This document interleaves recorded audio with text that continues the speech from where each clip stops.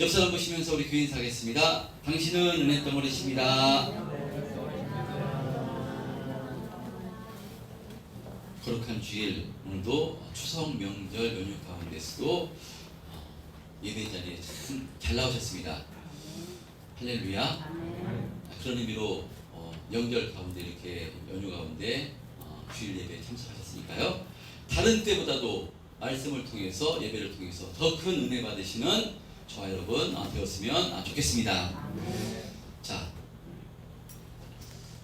여러분 예수를 믿는다는 것은요 정말 엄청난 축복입니다. 새로운 가치관, 새로운 물질관, 새로운 인생관으로 변화되는 것이 예수를 믿는 것입니다. 그래서 지난 말씀에 성령 받아 예수님을 나의 구주로 고백한, 바로 회개하고 고백한 이 초대교회 성도들이 어떤 삶을 살았는가 말씀을 나눴는데요. 사도행전 2장 44절에 보면요, 믿는 사람들이 다 함께 있어 모든 물건을 통용하고 또 재산과 소유를 팔아 각 사람의 필요를 따라 나눠주며 날마다 마음을 같이하여 성전에 모이기를 힘쓰고 집에서 떡을 떼며 기쁨과 순전한 마음으로 음식을 먹고 하나님을 찬양했다라고, 찬미했다라고 이렇게 기록합니다.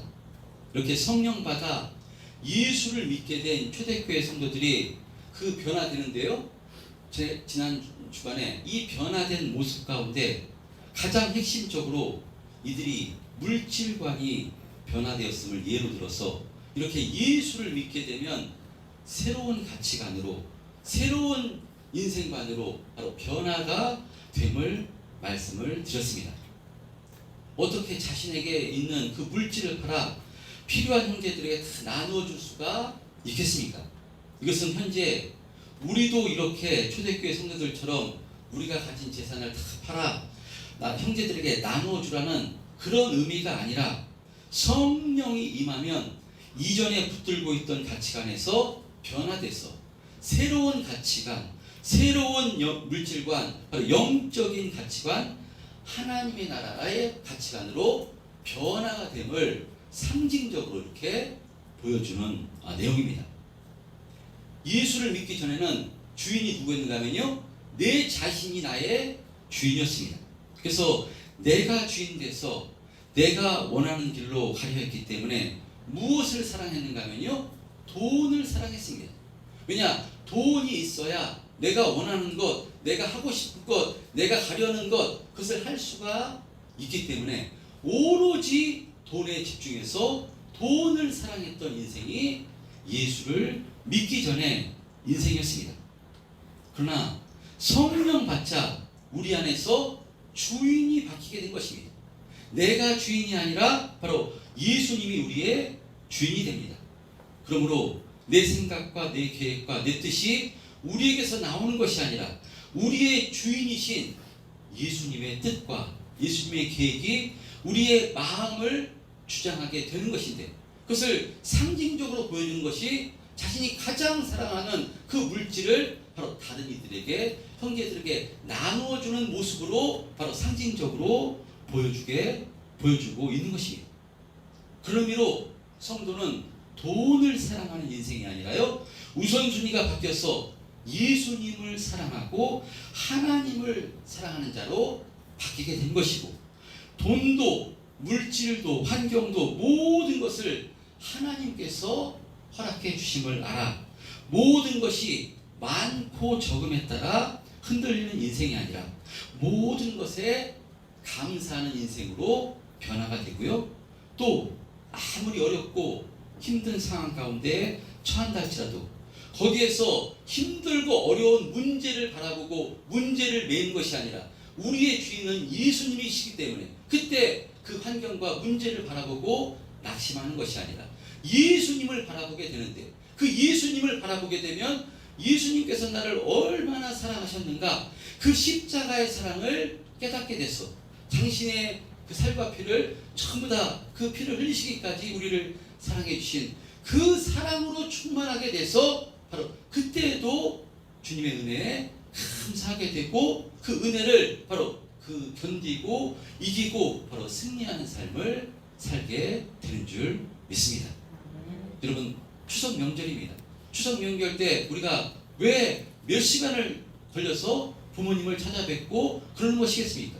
부모님을 찾아뵙는 것, 부모님을 생각하면 내 어려움과 내 근심과 염려를 부모님을 찾아보면요 마음이 녹아내리는 것이고, 이 부모님의 사랑을 생각할 때 또 힘을 내서 우리가 이 땅의 삶을 힘있게 살아가듯이 우리의 주인은 예수님이시기 때문에, 하나님이시기 때문에 어렵고 힘들 때 예수님 바라보면, 하나님 바라보면 하나님께서 은혜를 주시고요, 나를 얼마나 사랑하시는가 그 사랑에 감격해서 그 문제를 견디고 이기고 승리하게 되는 줄 믿습니다. 여러분, 성도는 그래서 어떤 사람인가 하면요, 예수님이 주인 돼서 예수님 주시는 은혜로 살아가는 사람이 성도인 줄 믿습니다. 그럼 이로 지난 주일에 찬양했던 주님의 은혜 아니면 우리가 하루도 살아갈 수 없는 존재가 바로 성도입니다. 자, 그런데 이 예수님께서 우리에게 은혜를 베풀어 주시는데 잠시 잠깐 은혜를 베풀어 주신 것이 아니라요, 영원토록 우리와 함께 하시면서, 우리와 동행하시면서 천국 가는 그날까지 은혜를 베풀어 주시겠다고 약속하신 것이니까요, 이 약속의 말씀이 믿음되면 이 흔들리는 이 땅의 삶 가운데서도 감사하며 찬송하며 주님을 따라가는 힘있는 신앙생활을 하게 되는 줄 믿습니다. 날마다 주님 바라보시고 주님 의지하심으로 주님 주신 은혜로 날마다 힘있게 신앙생활 하시는 저와 여러분 되시기를 주님의 이름으로 축복합니다. 자, 오늘 본문의 말씀도요, 이렇게 주님 주신 은혜로 말미암아 새롭게 변화된 사람은 어떤 모습으로 변하게 되는가, 베드로를 통해서 또 가르쳐 주시는 내용입니다.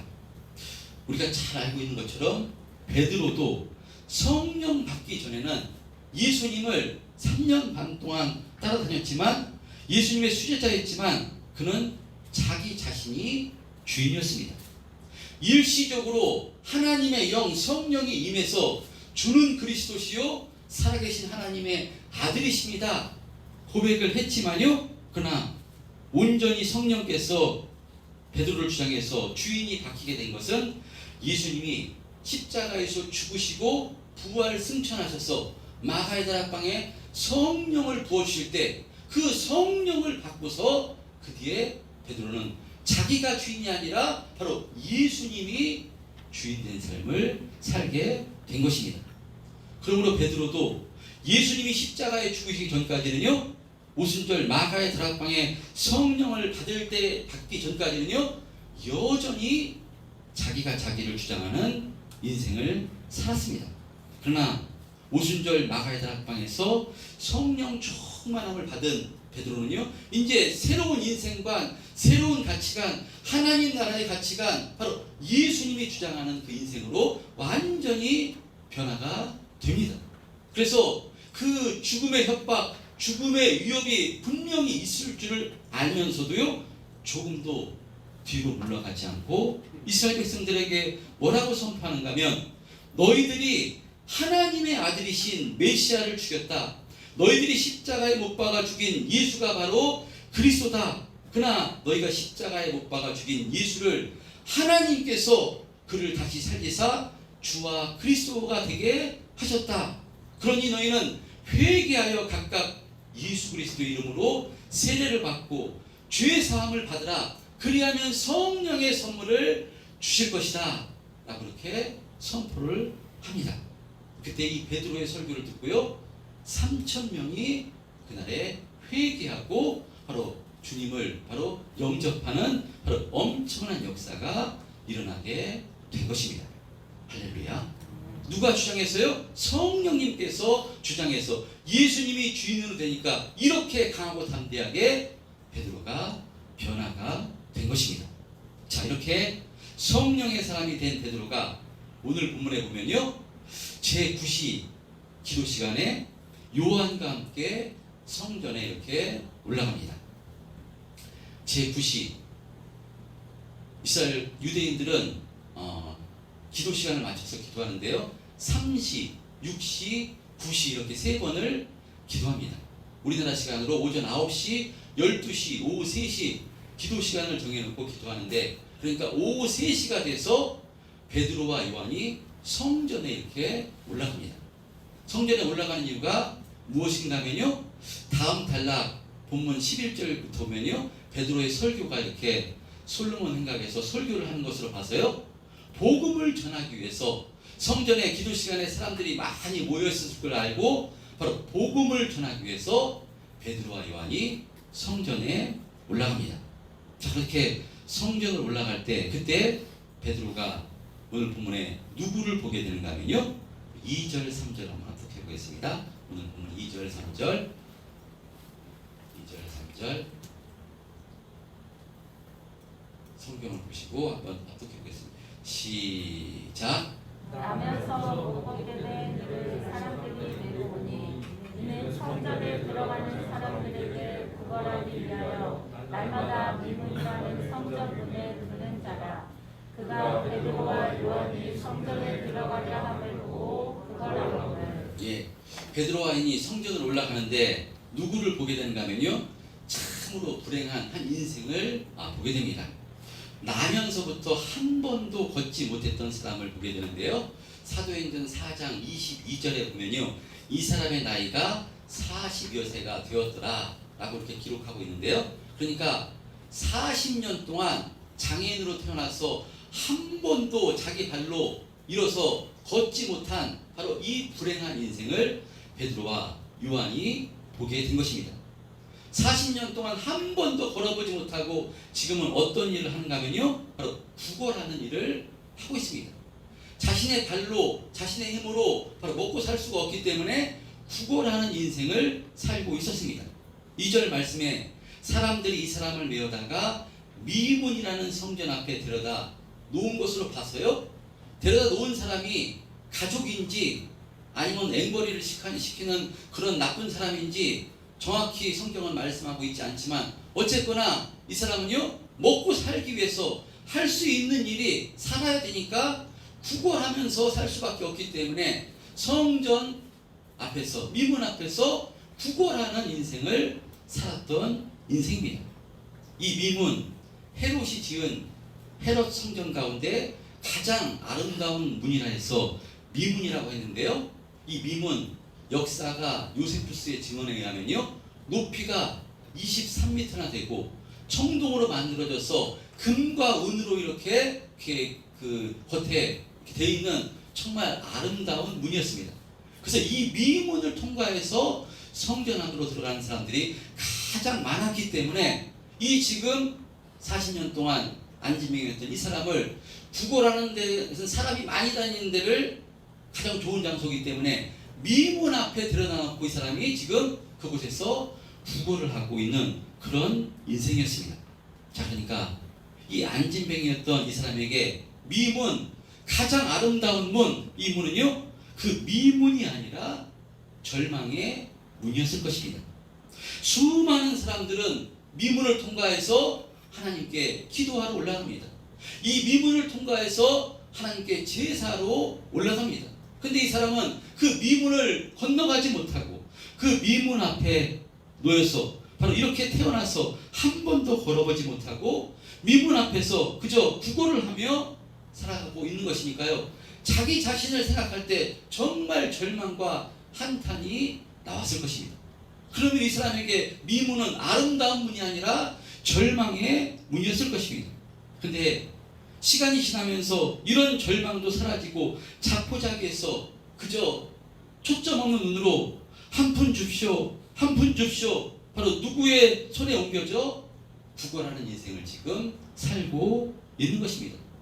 그래서 이날도 이 안진뱅이였던 이 사람은 미문 앞에 앉아있는 미문 앞을 지나가는 사람들에게 한 푼 줍쇼, 한 푼 줍쇼 이렇게 구걸하고 있는데 4절에 보면요, 이런 사람을 베드로와 요한이 주목하여 우리를 보라 라고 말합니다. 다른 사람들 다 지나가는데 거린이 한 푼 줍쇼, 한 푼 줍쇼 할 때 매번 거기에서 바로 구걸하는 사람이기 때문에 관심을 안 갖고 전부 다 지나갈 때 베드로와 요한은요 주목하여 보면서 우리를 보라 라고 이렇게 이 사람에게 이야기합니다. 주목하여 우리를 보라. 그러자 이 사람은 당연히 베드로와 요한을 주목하여 보았을 것입니다. 무엇 때문이겠습니까? 자신이 한 푼 줍시오 구걸을 하니까요 한 푼을 주려는 갑다. 얼마를 주려나, 얼마나 얻을 수 있으려나 해서 베드로 요한을 주목합니다. 그때 베드로가 6절 한번 합독해 보겠습니다. 베드로가 어떻게 말하는가 하면요, 시작. 베드로가 이르되 은과 금은 내가 없거니와 내게 있는 이것을 내게 주노니 나사렛 예수 그리스도의 이름으로 일어나 걸으라. 베드로가 그러니까 한 푼 줍시오. 얼마나 얻을까? 자신을 주목하는 그 사람에게 뭐라고 선포하는가 하면요, 은과 금은 내게 없거니와 내게 있는 이것을 내게 주노니 나사렛 예수 그리스도의 이름으로 일어나 걸으라. 이렇게 선포하고요, 그 거린의 손을 잡아 일으킵니다. 손을 잡아 일으킬 때 발과 발목이 힘을 얻어 걷기도 하고 뛰기도 하면서 뛰기도 하는 놀라운 역사가 일어나게 된 것입니다. 소망마저 잃어버린 이 불쌍한 이 인생에게 나도 한번 걸어서 이 미문을 통과해서 바로 하나님께 제사했으면, 하나님께 기도했으면 그 소망을 가지고 있었는데 그 소망마저 이제 끊어지고 아무 생각 없이 바로 한 푼 줍시오 거린의 그런 삶을 살고 있던 이 사람이요, 이 베드로를 통해서 걷기도 하며 뛰기도 하면서 미문을 통과해서 들어가서 하나님을 찬송하는, 찬양하는 역사가 일어나게 된 것입니다. 여러분, 이 놀라운 역사 누가 하신 역사이겠습니까? 베드로가 한 것이겠습니까? 베드로가 한 것입니다. 그러나 베드로의 주인은 예수님이기 때문에요, 바로 이 베드로를 주장하시는 예수님께서 이 불쌍한 인생에게 엄청난 은혜를 베풀어 주신 것입니다. 그래서 이 안진뱅이가 걷기도 하며 뛰기도 하는 이 역사, 말라기 선지자가요, 예수님의 이름을 경외하는 자에게 어떤 일이 일어날 것인가, 그 예언의 말씀이 이 안진뱅이를 통해서 바로 보여주고 있는 것입니다. 말라기 4장 2절에 보면요, 이렇게 말씀합니다. 말라기 4장 2절에 보면 내 이름을 경외하는 너희에게는 공의로운 해가 떠올라서 치료하는 광선을 비추리니 너희가 나가서 외양간에서 나온 송아지같이 뛰리라. 바로 말라기 선지자가 이렇게 예언했는데요, 평생 안진뱅이했던 이 사람이 예수의 이름으로, 바로 예수의 이름이 임하니까요, 성령이 임하니까요, 치료의 광선이 그게 임하자 송아지같이 뛰어 성전 안으로 들어가서 하나님을 찬송하는 역사가 일어나게 된 것입니다. 이것이 무엇인가 하면요, 예수 이름의 권세입니다. 이것이 예수님의 역사입니다. 예수님의 영, 성령 임하면 이와 같은 역사가 일어나게 되는 줄 믿습니다. 할렐루야. 이와 같이 성령 받은 베드로를 통해서 주님께서 안진뱅이에게 이와 같은 은혜를 베풀어 주시는데, 자, 그렇다면 이 오늘 본문의 말씀이 우리에게 주시는 메시지는 무엇일까? 이 본문의 말씀 엄청나게 많은 메시지가 있습니다. 이 본문의 말씀을 가지고 여러 가지 묵상할 수 있고요, 이거 설교를 매 주간 해도 정말 은혜가 되는 말씀이, 메시지가 들어가 있습니다. 저는 그 중에서 한 가지, 성령 받은 베드로를 통해서 바로 주님께서는 안진뱅이에게 이와 같은 역사를 베풀어 주시는데, 바로 예수님의 영, 성령이 임하면 이와 같은 변화가 일어남을 바로 보고 싶습니다. 먼저는 누가 변화돼서 이런 역사를 일으켰는가 하면요, 베드로와 요한입니다. 베드로, 나는 절대 죽을지언정 주님을 부인하지 않겠다고 이렇게 고백했던 베드로였지만, 목숨이 두려워서 바로 6월절 그 밤에 닭 울기 전에 주님을 3번 부인했습니다. 입술로는 맹세했지만요, 진정으로 마음은 맹세했지만 베드로는 그 맹세를 지킬 수가 없었습니다. 요한도 마찬가지입니다. 성령이 임하기 전에는요, 아무리 진심으로 맹세를 해도요, 그 맹세를 지킬 수가 없습니다. 그런데 오순절 마가의 다락방에 성령 임하자 완전히 다른 사람으로 변화가 됩니다. 그의 주인이 예수님으로 바뀌게 되니까 그 예수님이 주장하는 인생이 된 것입니다. 바로 예수님이 베드로를 주장하니까요, 어떻게 변화가 되는가 하면, 보십시오. 이 베드로와 요한이 미문을 한두 번 통과했을 것인가? 그렇지 않을 것입니다. 계속해서 하루에도 3번, 그러니까 이 또 성전에 제사로 들어가는 거 생각하면요, 정말 엄청나게 이 미문을 통과했을 것입니다. 그랬다면 이 미문 앞에 앉아서 구걸하는 이 사람을 한두 번 봤겠습니까? 엄청나게 많이 봤을 것입니다. 계속해서 이 사람을 통과해서 이 사람을 봤을 것인데요. 그런데 성령 받으니까요, 이 사람의 베드로의 시선이 바뀌게 되는 것을 보게 됩니다. 성령 받기 전에는 계속해서 통과했지만 이 사람을 주목하지 않았습니다. 주목하지 않고 그냥 지나갔습니다. 근데 성령 받으니까요, 성령은 누구의 영인가 하면 예수님의 영입니다. 예수님이 누구신가 하면요, 예수님은 사랑이십니다. 그러니까 이 예수님의 영, 바로 사랑의 영이 그의 시선을 바로 주장하니까 이 불행한 인생, 이 불쌍한 인생을 주목하여 보게 되는 이러한 역사가 일어나게 된 것입니다. 성령을 통해서 이 안진뱅이 40년 동안 한 번도 걸어보지 못하고 한 푼 줍시오, 이 구걸하는 인생, 이 인생에게 긍휼히 여기는 마음, 불쌍히 여기는 마음, 사랑하는 마음, 바로 이런 마음이 생겼어요. 이런 시선으로 이 거린을 보게 된 것입니다. 그런 의미로 사랑은 시선입니다. 예를 들면 우리가 사랑하게 되면요, 어떻게 된다면 상대방을 쳐다보게 되고요, 상대방을 집중하게 됩니다. 그래서 사랑하는 사람에게 집중하게 되는데, 이와 같이 베드로에게 사랑의 영, 예수님의 영인 성령이 그에게 들어오자 이 불행한 영혼에게 시선이 집중돼서 이 안진뱅에게 무엇을 주는가 하면요, 돈을 주는 것이 아니라, 은과 금을 주는 것이 아니라 사랑을 주는 것입니다. 생명의 사랑, 예수님의 사랑을 위해 이 사람에게 주는 것입니다. 은과 금은 없지만 내게 있는 것을 내게 주노니 나사렛 예수 그리스도 이름, 나사렛 예수 그리스도는 누구겠습니까?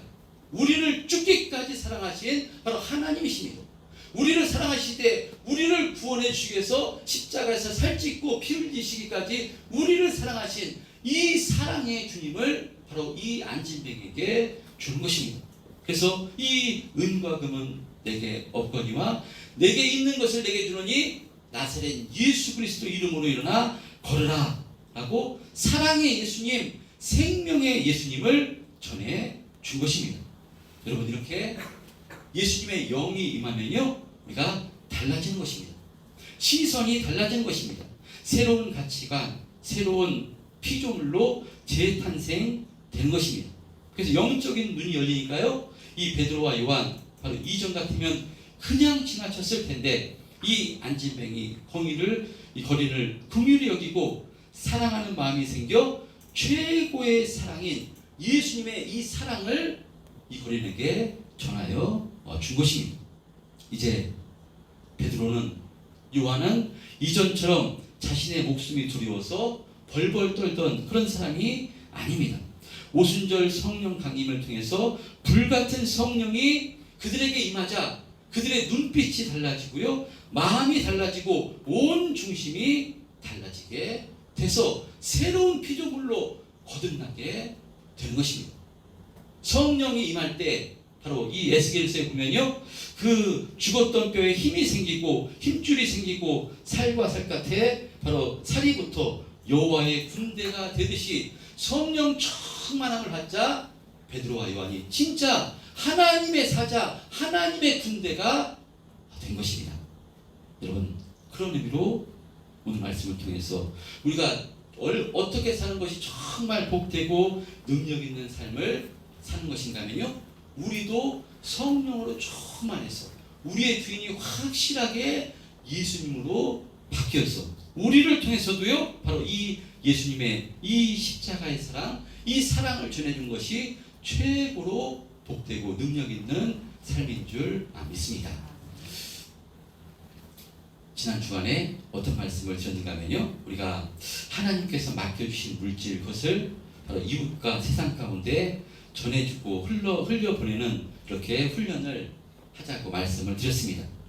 교회는, 성도는 어려운 이웃을 돕고 구제해야 됩니다. 선을 베풀어야 됩니다. 그런데 이 물질로 도와주는 것도 정말 엄청나게 귀한 것이지만요, 진짜는 바로 예수 그리스도를 전해주는 것입니다. 할렐루야. 왜 그렇겠습니까? 바로 예수 이름이 가장 큰 권세이고요, 가장 큰 능력이고요, 바로 이것이 복음이기 때문입니다. 여러분, 예수님이 누구십니까? 우리의 모든 저주와 가난과 질병과 죄악을 다 담당하시고 십자가에서 죽으심으로 우리를 죄에서 자유케 해주셨을 뿐만 아니라 바로 모든 것에서 자유케 해주셨습니다. 그러므로 그리스도 예수 안에 있는 자는 죄에서 자유케 된 존재요, 또 해방된 존재요, 또 저주와 가난과 모든 질병과 모든 것에서도 자유케 된 존재가 바로 그리스도 예수 안에 있는 성도입니다.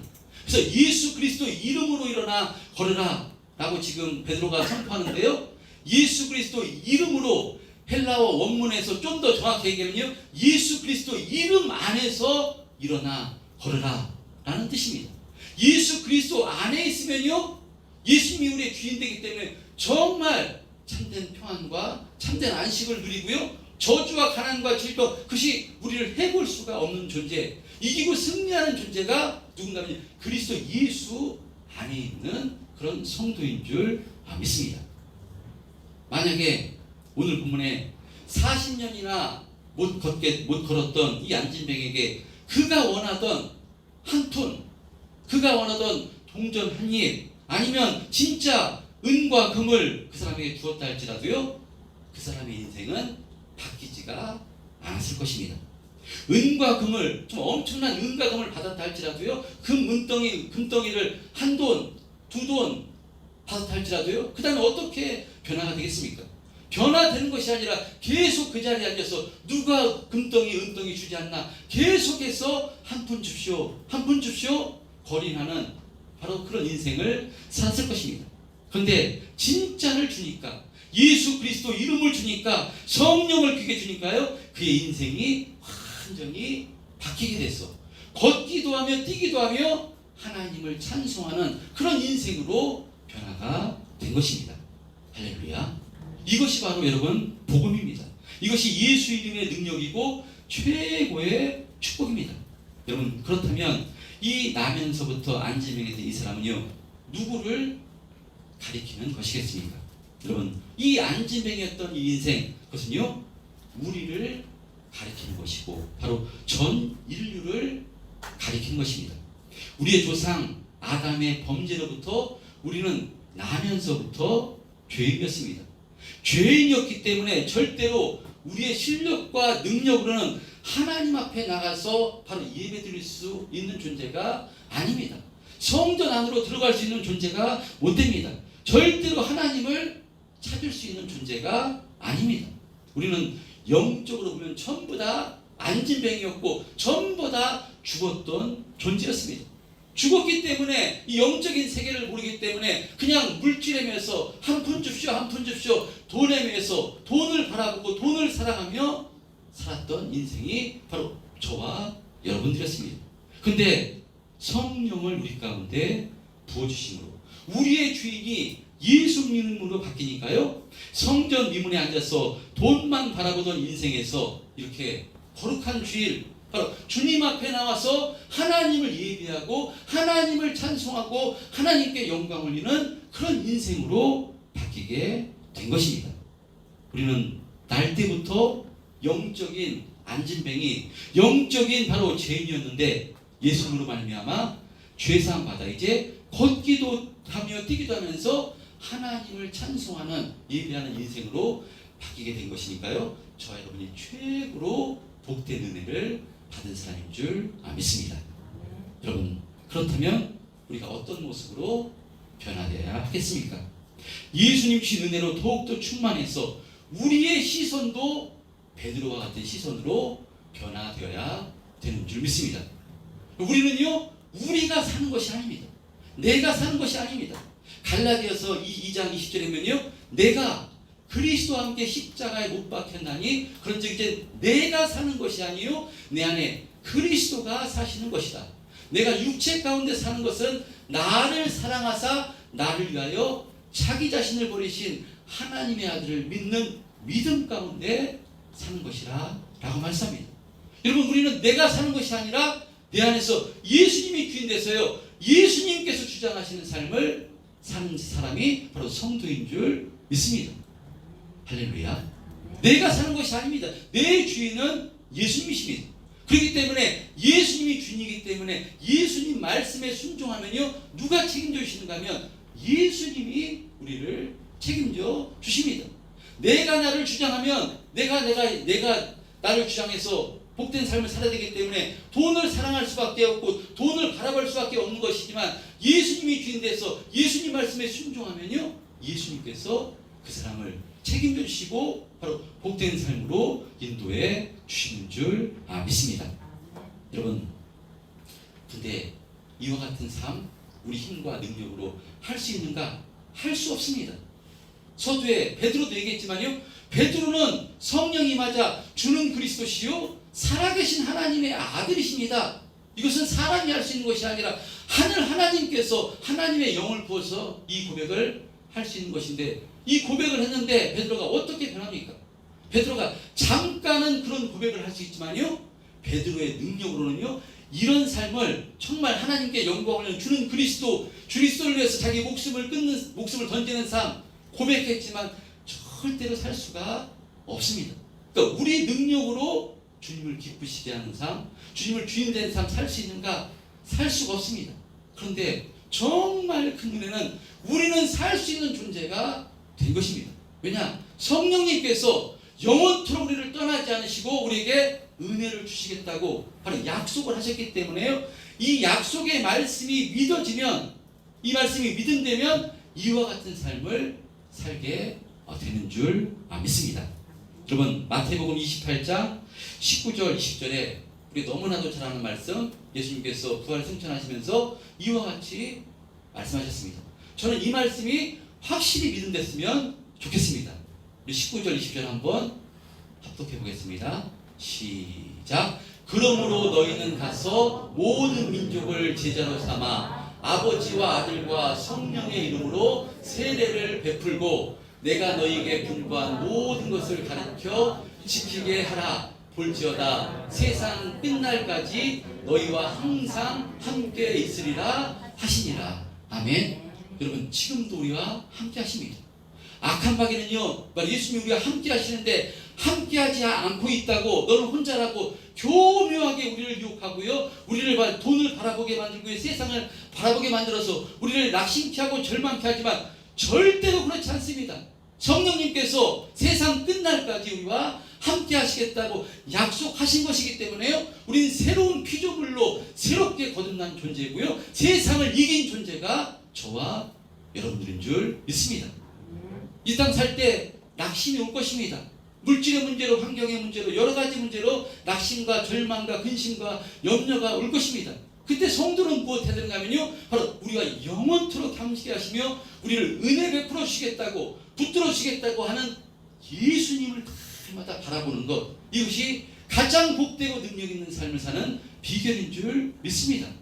예수님 바라보면, 성령을 통해서 예수님 바라보면, 서두에 말씀드린 것처럼요, 이 십자가의 사랑으로 충만해서 나같이 죽어마땅하니 벌레 같도 못한 존재를 나를 위해서 예수님께서 십자가에서 죽으셨다는 이 십자가 사랑으로 충만해서 내가 지금 환경과 여건과 조건 좋지 않다 할지라도요, 그런 가운데서 주님께서 나와 함께 하시며 반드시 나를 떠나지 않고 은혜 베풀어 주시겠다고 약속하신 것이니까요, 그런 상황 가운데 예수님 바라보면 우리가 그 상황을 견디고 또 이기고 우리가 승리하는 삶을 살게 되는 줄 믿습니다.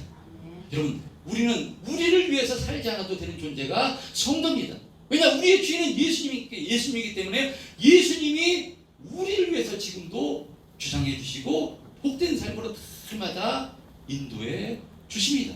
우리는 누구를 위해서 사는 사람인가 하면요, 예수님을 위해서 사는 사람이고요. 이제 새로운 가치관으로 변화됐으니까 우리의 시선이 바로 이 생명이신 사랑이신 이 예수님이 없는 인생을 바라보는 시선으로 우리가 변화돼서 그 사람에게 바로 이 생명의 주님, 바로 이 사랑의 주님을 바로 전해주는 이런 복된 삶을 살기를 힘쓸 때요, 성령께서 이와 같은 삶을 살 수 있도록 모든 것을 협력해서 은혜를 베푸시고 바로 하나님께 영광 올리는 삶을 살 수 있도록 날마다 인도해 주시는 줄 믿습니다. 할렐루야. 최고로 복되고 능력 있는 삶, 베드로가 하는 것이 아닙니다. 베드로 안에 계신 사랑의 주님, 베드로 안에 계신 생명의 주님이 베드로를 통해서 시선을 바뀌게 해서 40년 동안 한 번도 걸어보지 못했던 정말 이 안진뱅이 거린을 이 불쌍히 여기는 그 시선을 바로 베드로에게 허락해 주셔서 이 베드로를 통해서 생명의 역사, 구원의 역사, 하나님을 찬송하는 역사를 바로 일으켜 주시듯이 우리 참된 평안교회 성도님들도 이 성령님께 확실히 붙들려서 날마다 우리 시선이 바로 내가 나를 주장하는 그런 시선이 아니라 주님께서 내 눈을 통해서, 내 마음을 통해서, 내 심령을 통해서, 내가 가진 모든 것을 통해서 주님께서 주장해 주심으로써 정말 빨리 흘러가는 우리 인생 가운데 주님께서 우리를 힘있게 주장하심으로써 우리를 통해서 정말 생명의 주님, 정말 이 사랑의 주님이 우리를 통해서 증거되고 바로 전해주는 바로 복되고 능력 있는 그 힘 있는 삶을 살아가시는 우리 참된 평안교회 성도님들이 다 되셨으면 좋겠습니다. 남은 추석 명절 또 행복하고 복된 시간 되시길 바라고요. 더욱더 예수님의 생명으로 사랑으로 충만해서 이 사랑을 전해주고 증거하는 복된 추석 명절이 되시기를 주님의 이름으로 축원드립니다.